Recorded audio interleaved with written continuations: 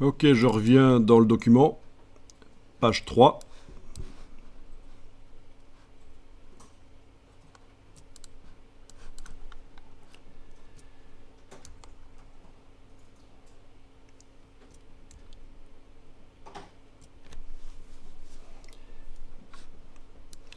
Donc vous avez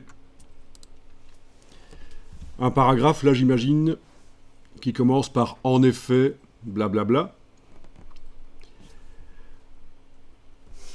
Quelque chose qui peut être intéressant, mais dont il ne faut pas trop abuser, parce qu'on peut le faire par le système du retrait de la marge dans le paragraphe et puis le retrait négatif, une des choses qu'on avait faites précédemment. Mais c'est rapidement faire en sorte que toutes les lignes suivantes soient alignées là où se trouve le curseur. Et ça se fait tout simplement par clic droit, insérer un caractère spécial, autre, retrait jusqu'à ce point. Vous voyez qu'il y a d'ailleurs le raccourci ici, mais on pourrait le changer parce que je le trouve un peu foireux. Retrait jusqu'à ce point. Et là, vous avez une balise spéciale qui apparaît. Et toutes les lignes suivantes du paragraphe sont alignées là-dessus. Si on sélectionne la balise, et c'est pas évident, comment est-ce qu'on sélectionne la balise? Vous voyez que le curseur clignote, j'enfonce le bouton à souris, je bouge un peu vers la droite, le curseur ne clignote plus, ça veut dire qu'elle est sélectionnée. Touche suppression, et voilà, je suis revenu à la situation d'avant.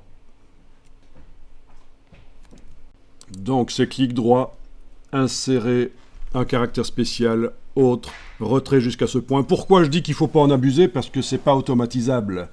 Ça ne peut pas être intégré à un style de paragraphe.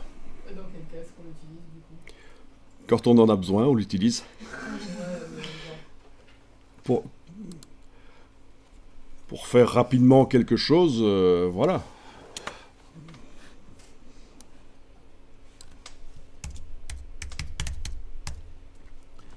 De ce genre-là. Pourquoi pas? Ou pièce de théâtre. Voilà. Le texte d'Aristide, etc. Pour des définitions Oui, ça pourrait. Mais franchement, c'est du bidouillage. C'est du bidouillage. Si on peut le faire en l'inscrivant par les marges de paragraphes et par les retraits, c'est pas plus mal.